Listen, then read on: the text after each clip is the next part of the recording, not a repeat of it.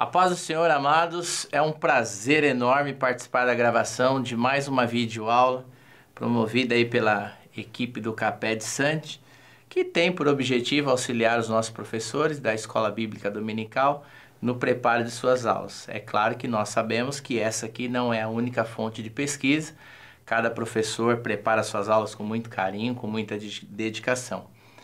E hoje eu tenho a imensa alegria de compartilhar este espaço aqui com o meu amigo, pastor, professor, mestre, dramaturgo, músico, poeta e agora comentarista, meu amigo Micaías. Tudo bem, amado? Como é que você está? Faz um tempo já que a gente não grava junto, né?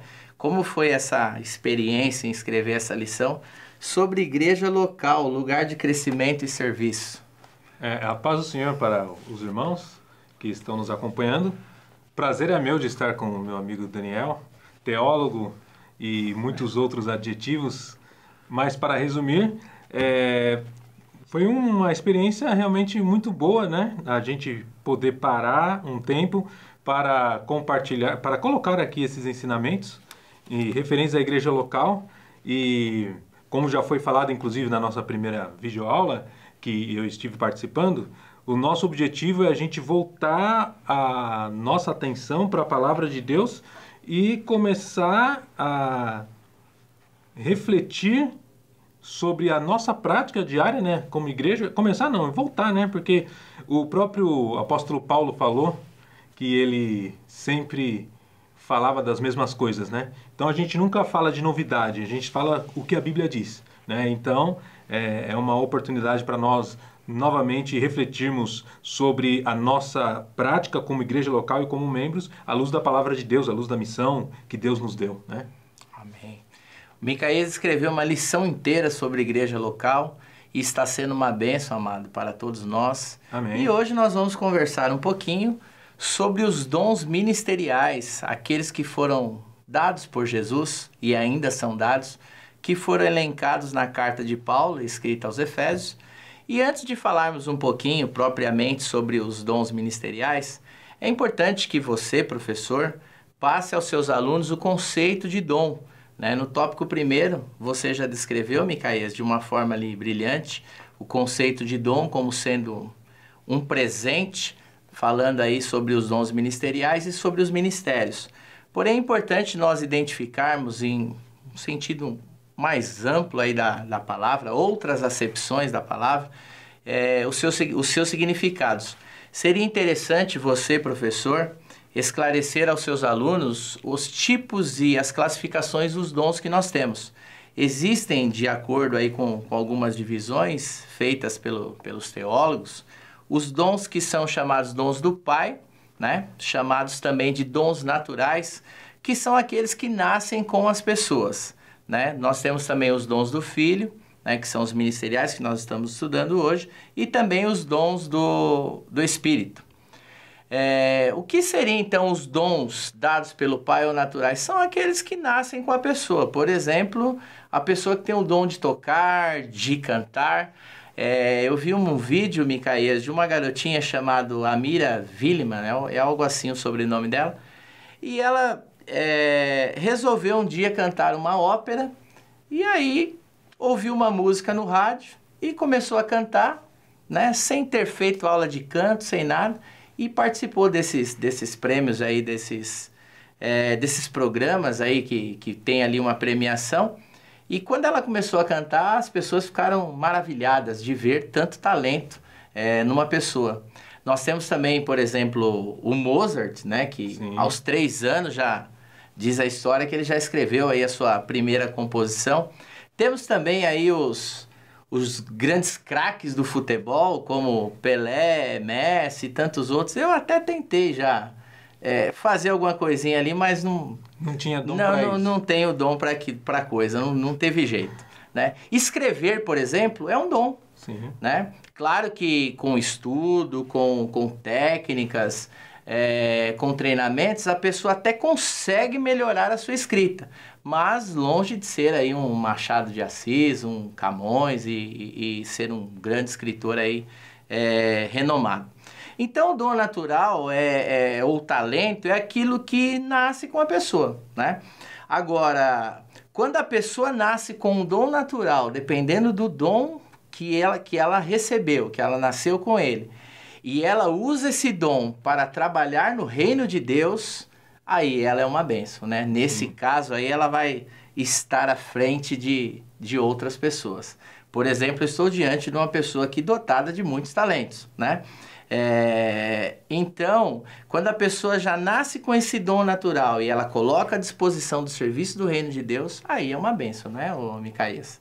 De fato, a Bíblia é bem clara, né, em mostrar para nós essas listas de dons, né? A gente, como já comentou aqui o professor Daniel, temos os dons do Pai, do Filho e do Espírito, que são listas que estão nas cartas de Paulo, né? E cada uma dessas menções que Paulo faz aos dons, ele faz para mostrar essas categorias mesmo, né? E esses dons do Pai seriam então esses dons naturais com os quais nós nascemos.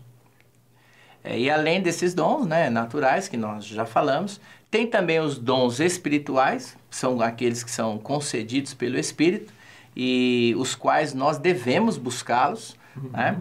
E nós não vamos falar muito sobre eles aqui na aula de hoje, até porque o nosso tema aqui, o nosso assunto, é sobre os dons ministeriais, e é sobre eles que a gente vai falar um pouquinho mais.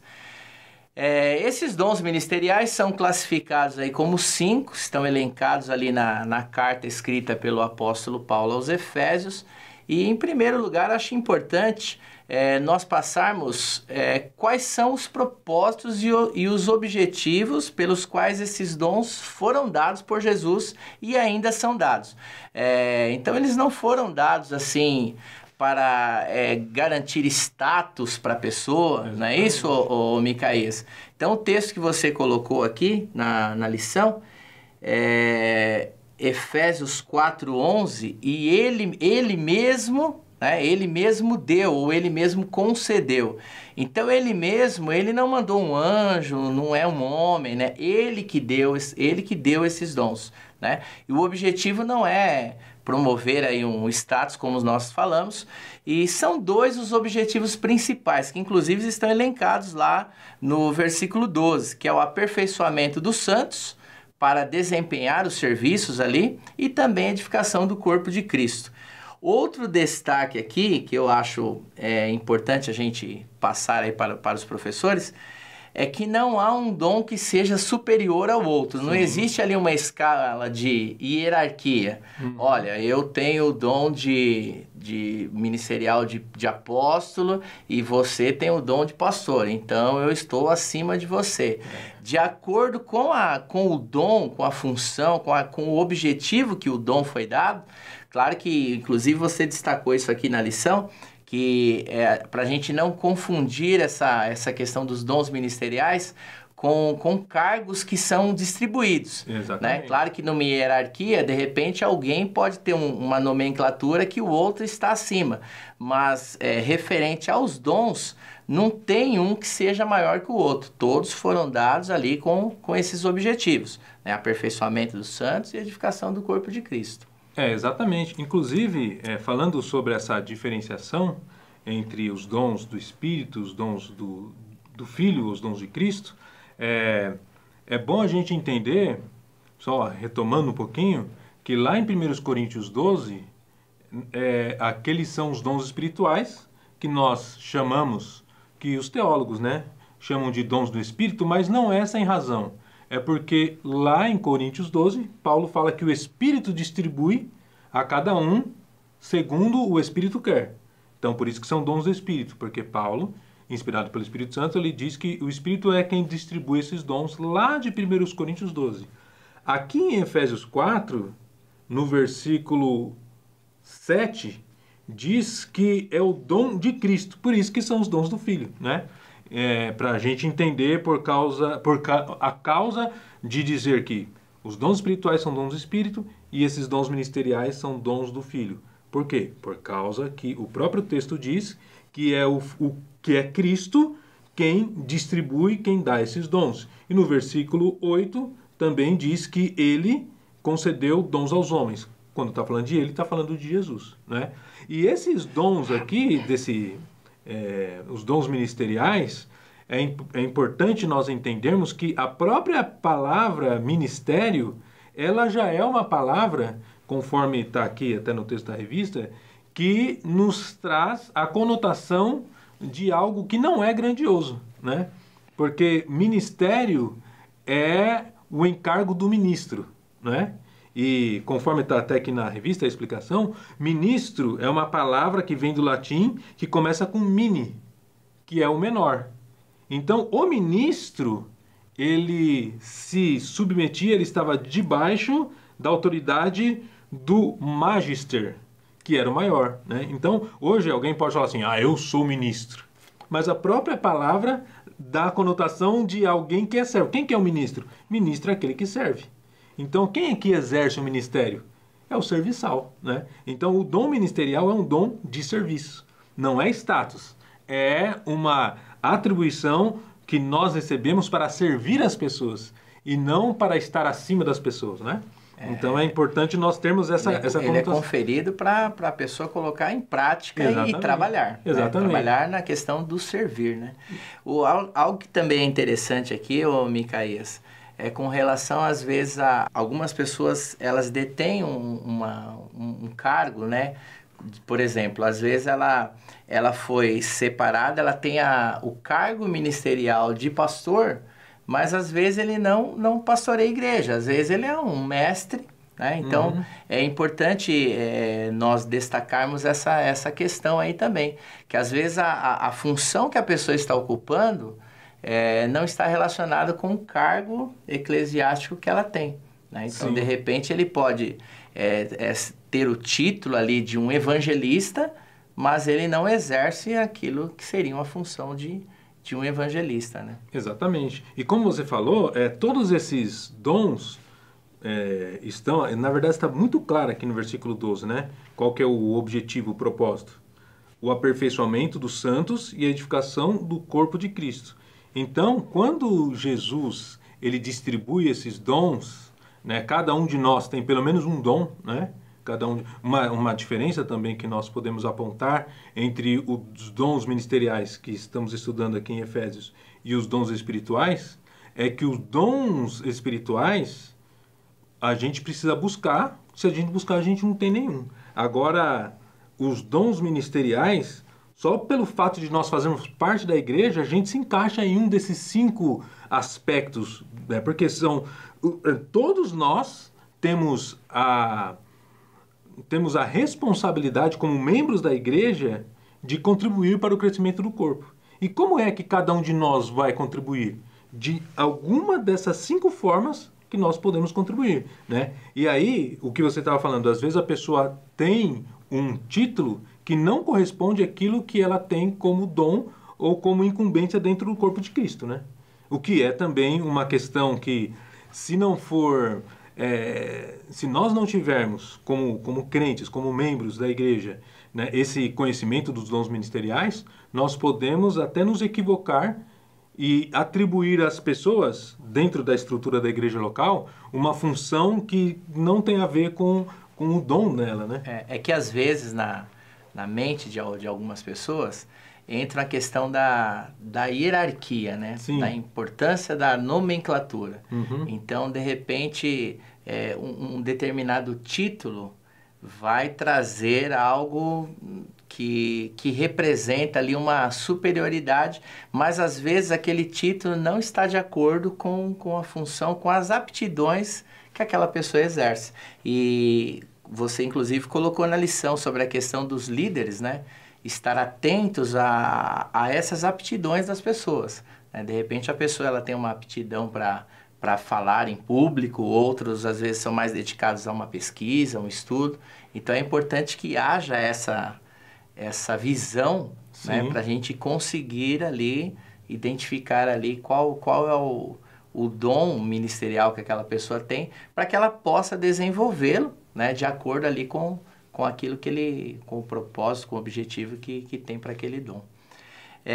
E aí vamos falar dos dons agora? Sim, então vamos falar sobre o cada um primeiro aqui, né, colocado, e aí não por ordem de importância, né? Mas pela ordem do texto bíblico. Pela ordem do texto bíblico, é o de apóstolo, né?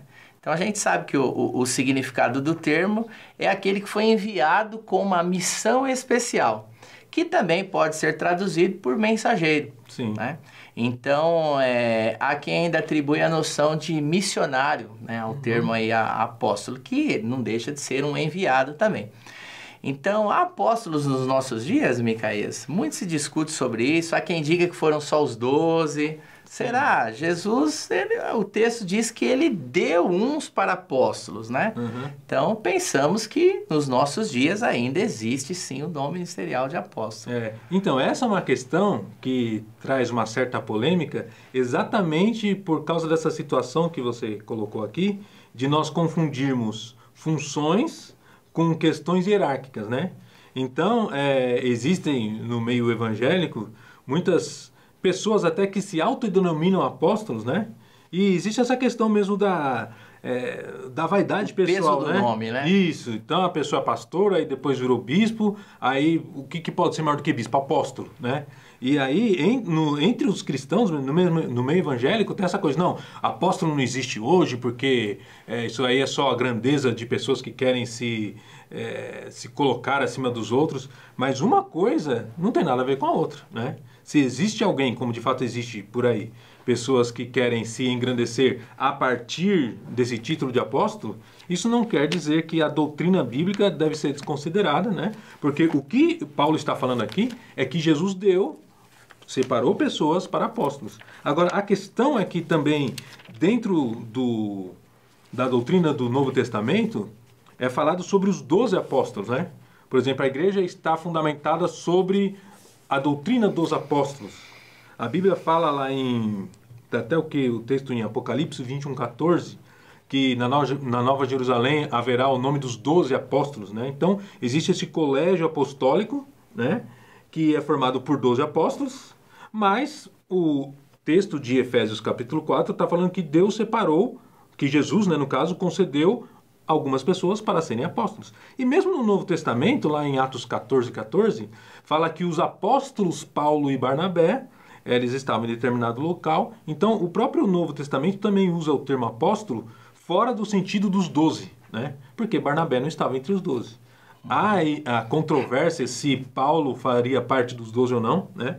É até uma controvérsia que existe entre teólogos que dizem que aquele apóstolo que foi colocado no lugar de Judas, que foi Matias, não deveria ter sido escolhido, porque o escolhido por Deus foi Paulo. Mas aí já é um outro assunto, né?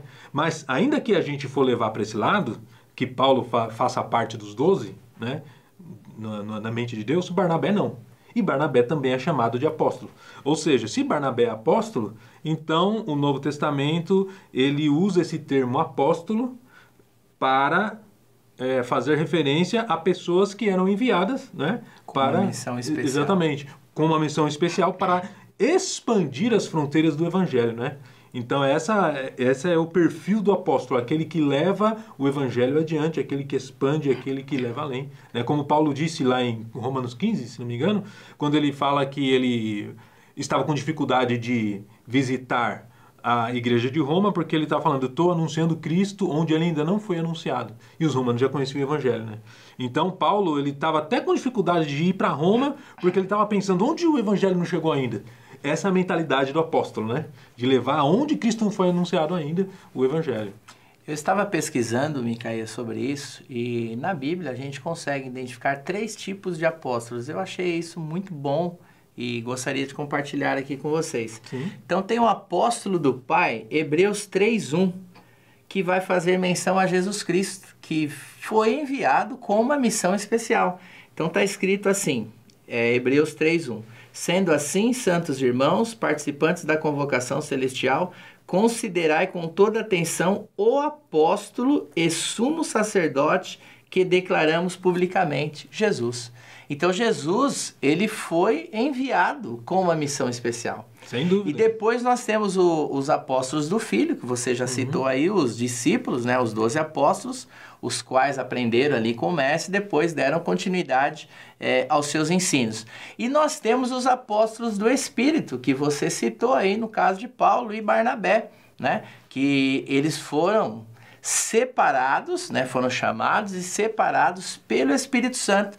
Então, Atos 13, do versículo 1 ao 3, após eles terem ali jejuado ali por um período, aí o texto vai dizer assim: disse o Espírito, apartai-me.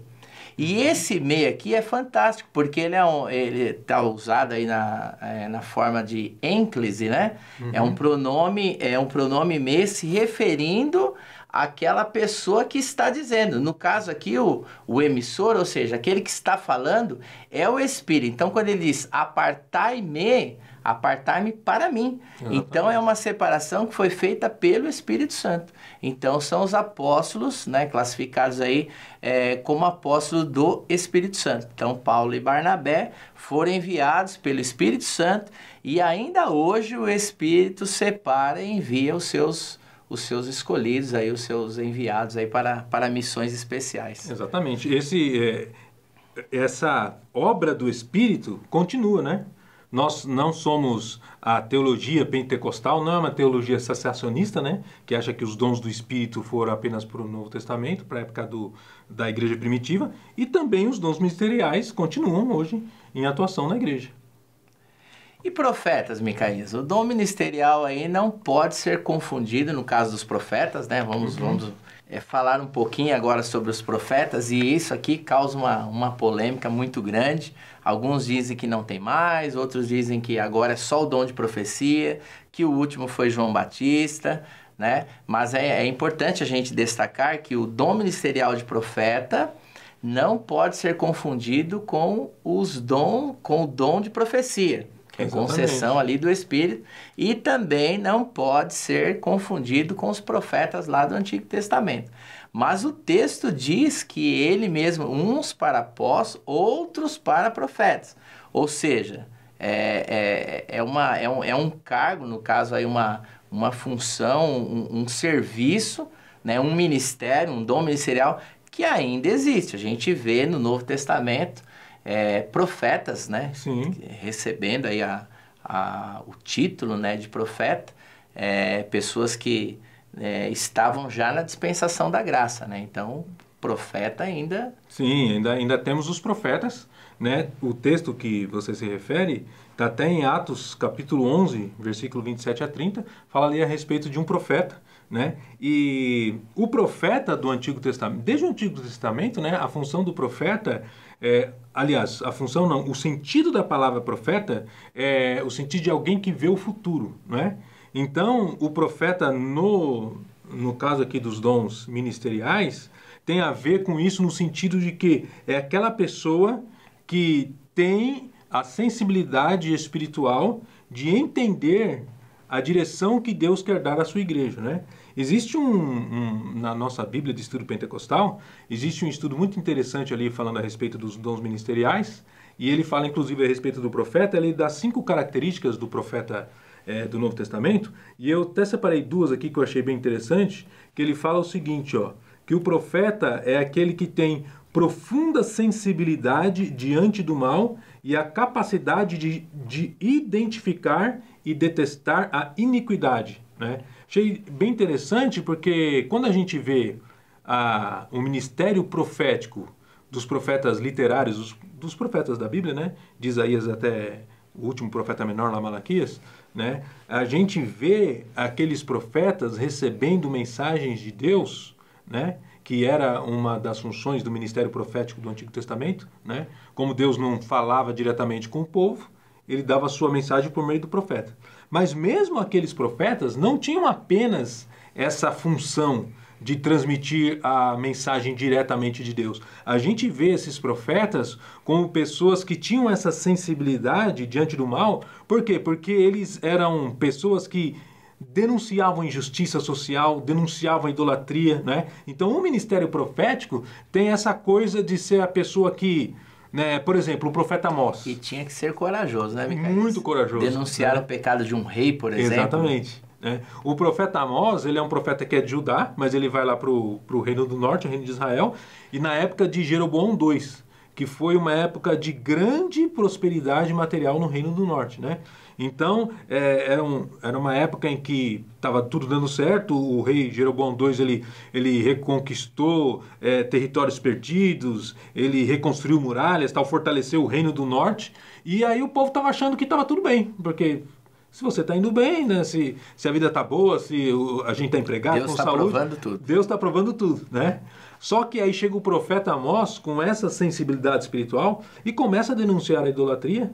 E mais do que isso, ele fala, ó, se vocês continuarem desse jeito, vai dar ruim lá na frente, né? Então, não é apenas você ver o futuro de uma forma sobrenatural, mas você vê um futuro porque você...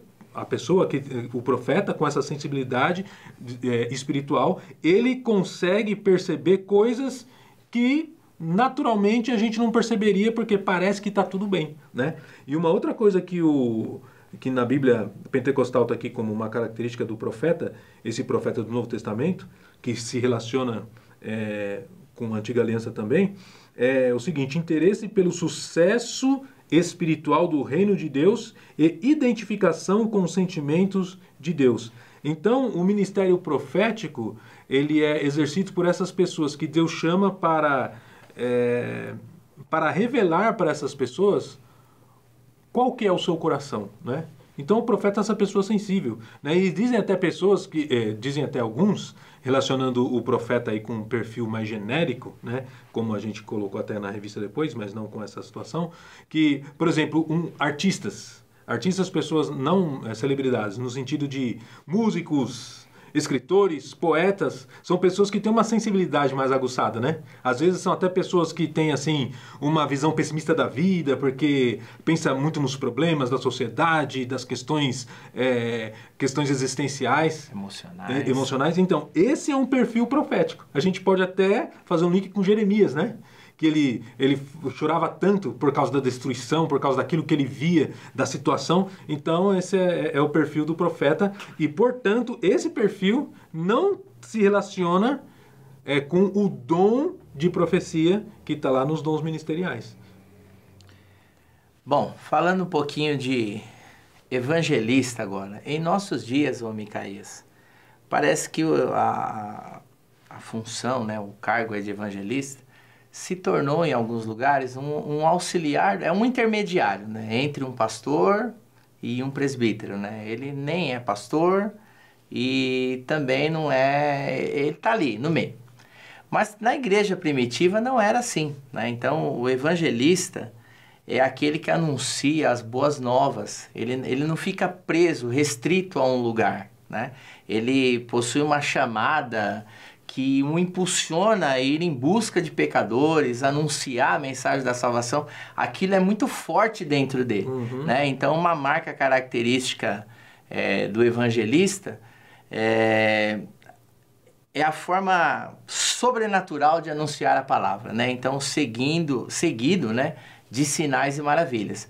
Então, o evangelista é aquele que chega trazendo aquele impacto num determinado local, né? Então, escrevendo a Timóteo, Paulo disse a ele para fazer a obra, né, de um evangelista, ou seja, existe uma obra específica. Então está escrito lá na segunda carta dele a Timóteo, capítulo 4, versículo 5. Faze a obra de um evangelista, ou seja, existe uma obra específica para um evangelista. Ele não está preso ali numa igreja, ele é aquele que sai em busca de almas, e normalmente seguido de sinais e maravilhas, como a gente viu no caso de Filipe, né? Sim. Chegando ali no local ali onde ele chegou, né? Então ele causou aquele impacto tremendo, né, naquele lugar. Então é uma característica marcante do evangelista, esse desejo de anunciar Jesus, anunciar o evangelho, de ganhar almas,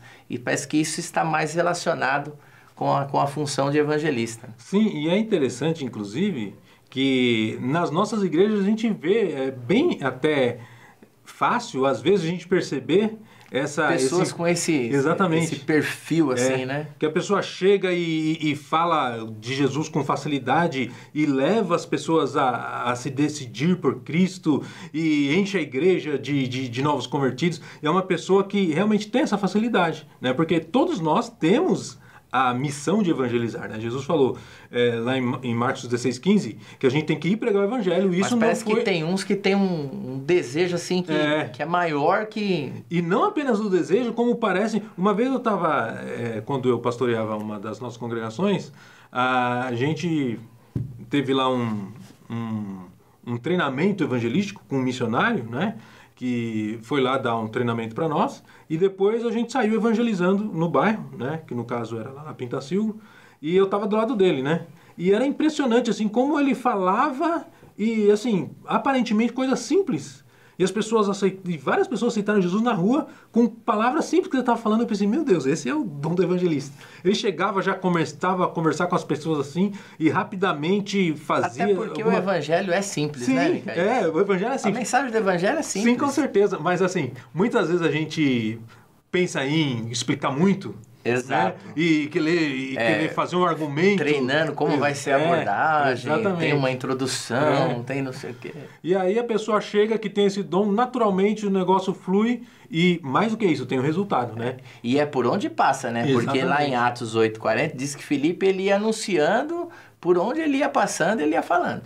Né? Então é uma característica muito forte do evangelista, esse desejo essa sede de buscar as almas perdidas. Exatamente. Alguém já falou que na igreja o pastor vê as cadeiras cheias e o evangelista vê as cadeiras vazias, né? Que o pastor é aquela pessoa que tem alguém lá na igreja, o pastor já se preocupa em cuidar, tal. O evangelista, olha, aquele banco tá vazio, vamos buscar mais gente. Ele tem essa sede, né, de buscar. E agora, falando de pastores, nós vamos falar sobre esse cargo ministerial, esse dom ministerial, vamos nomear assim, que é o dom ministerial de pastor. E você pode falar isso com bastante propriedade, né? Porque exerce essa função aí.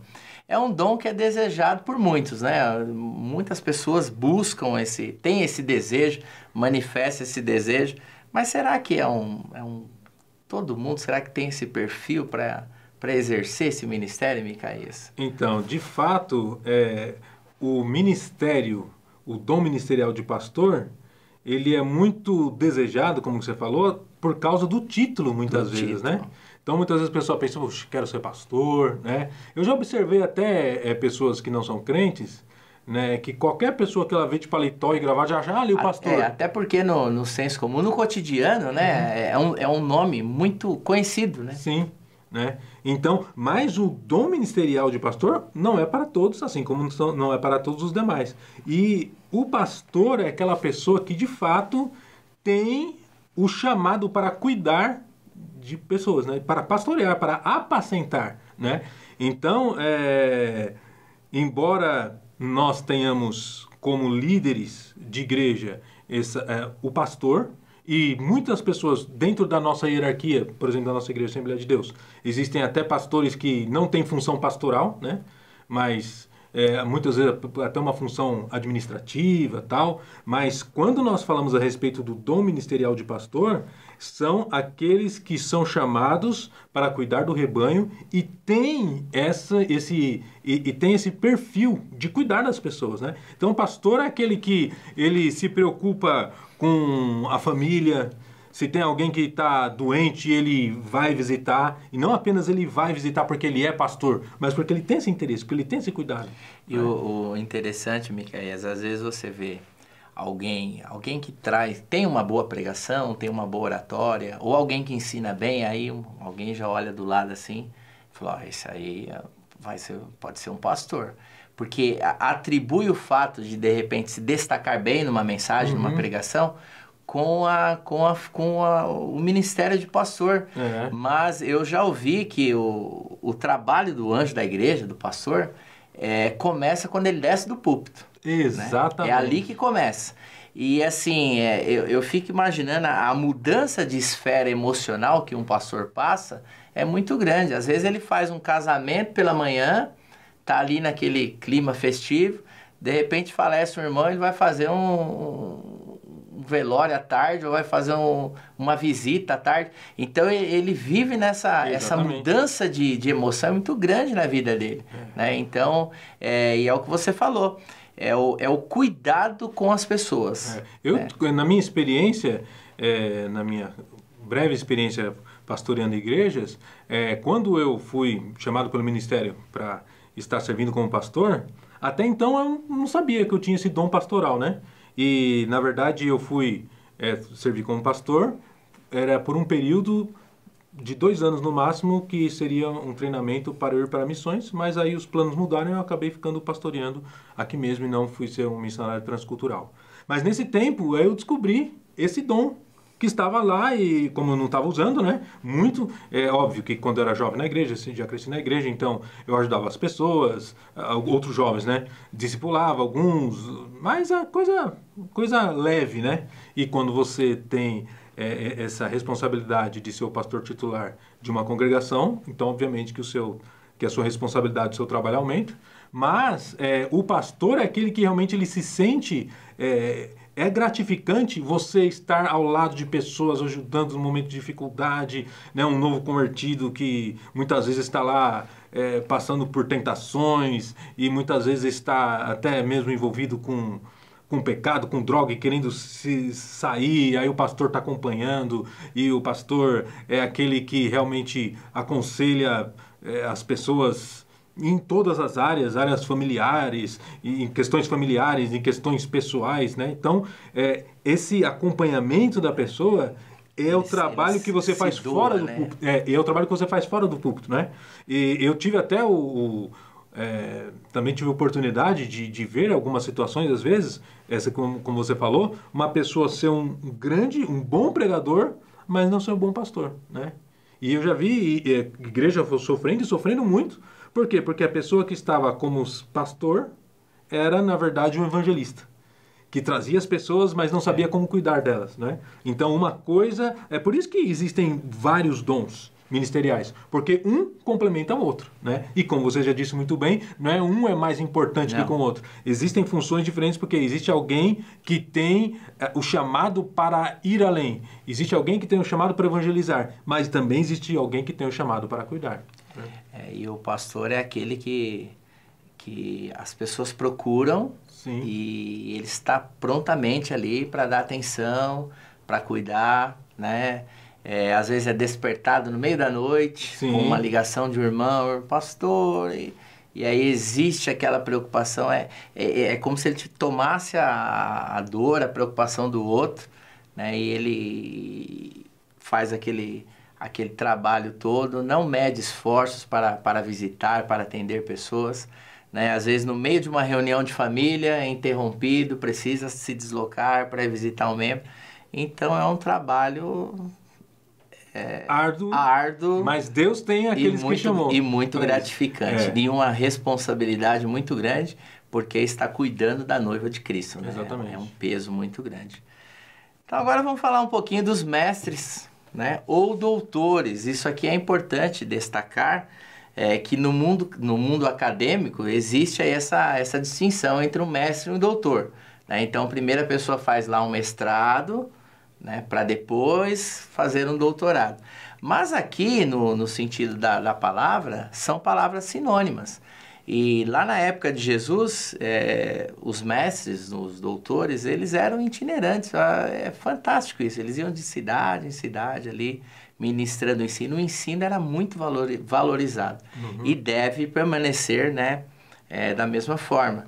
Infelizmente, a gente vê, não são muitos aqueles que gostam, né, dos cultos de ensino, gostam de frequentar uma escola bíblica dominical, mas a função do mestre é essa daí, né? Ele não é um grande pregador, não é o evangelista, é aquele que examina as escrituras, ele vai a fundo ali, ele tira coisas dali que às vezes a gente olha, de onde esse moço tirou isso? Exatamente. Né? Essa é a função do mestre, né? E a gente consegue perceber, quando houve alguém que tem esse dom ministerial de mestre, quando a gente ouve alguém falando, a forma como ele se expressa, a sua didática, a forma como ele atrai a atenção das pessoas, as explicações, você olha e fala, esse aí tem algo diferente, né? Essa aí é a função do mestre mesmo.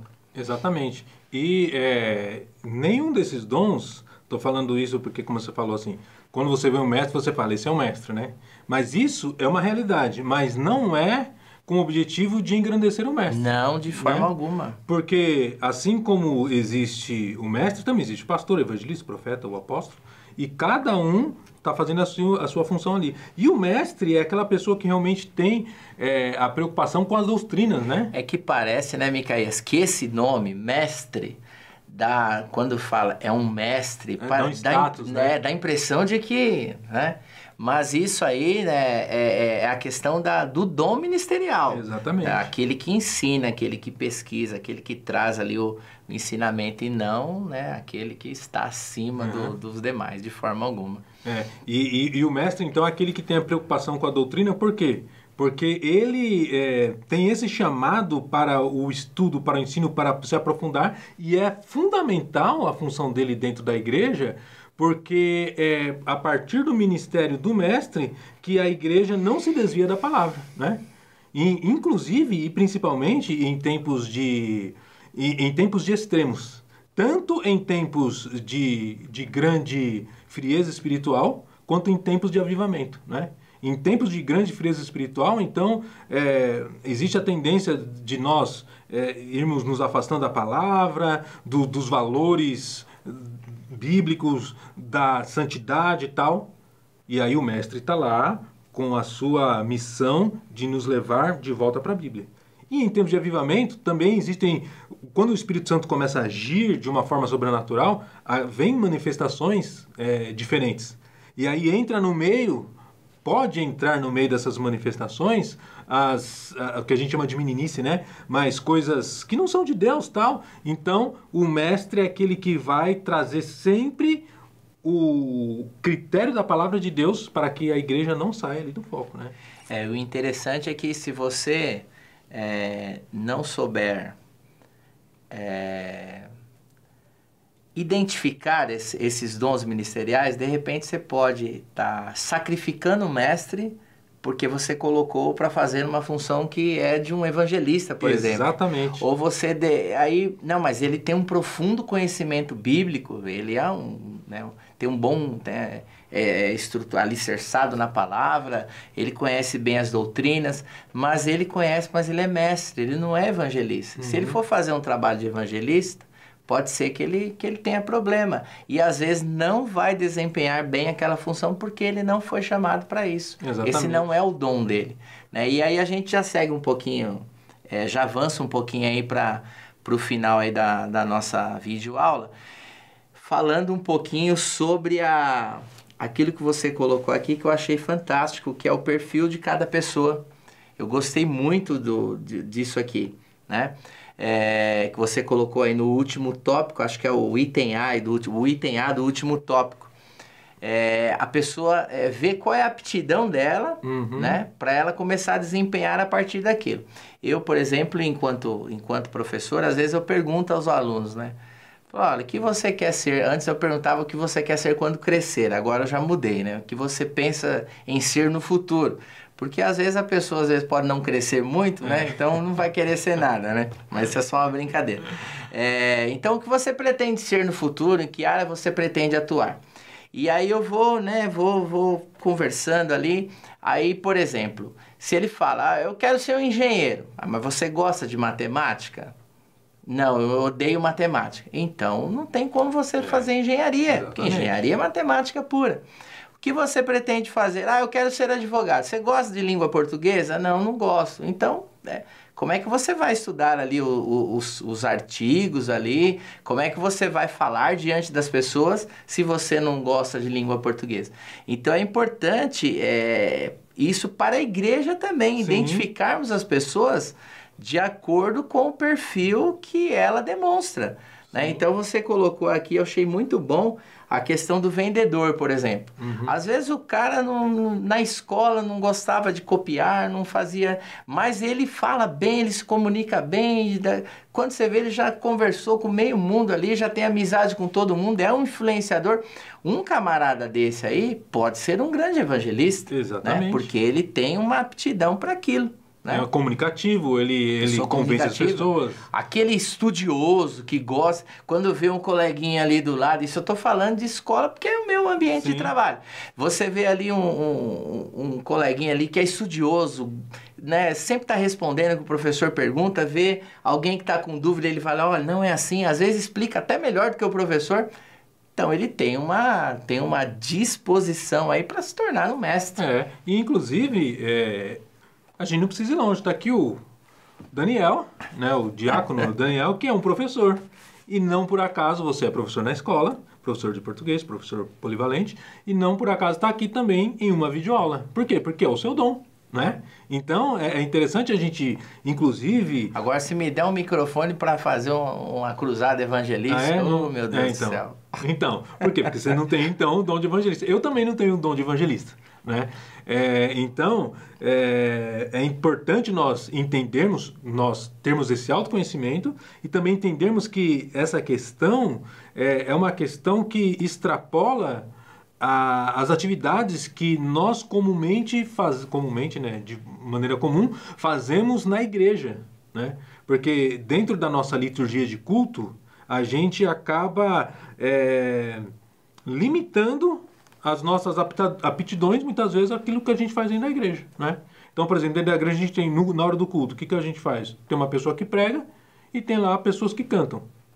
E aí a gente acaba limitando os dons da pessoa a essas duas atividades. E aí a gente pensa na escola dominical. E tem uma pessoa que ensina também. Pronto, é aquilo ali. Agora, quando a gente vai para esses 5 perfis, a gente vê dons que Deus colocou em nós e também vê coisas, além disso, a gente vê que existem atividades, existem chamados, existem missões que Deus colocou para cada um, que vai fora, que extrapola o nosso ambiente eclesiástico. Porque, na verdade, é isso mesmo, que Deus nos chamou para a gente servi-lo 24 horas por dia, né? Um outro exemplo que eu coloquei aqui, que eu acho bem interessante a gente comentar, coloquei assim, uma senhora que pode ser crente ou não, que gosta de obra social, né? Se ela quer ser uma agente de saúde, quer cuidar das pessoas, é uma pessoa que tem um dom pastoral, né? Então tem aquela coisa lá, aquela questão, deve ter pastora, sim ou não?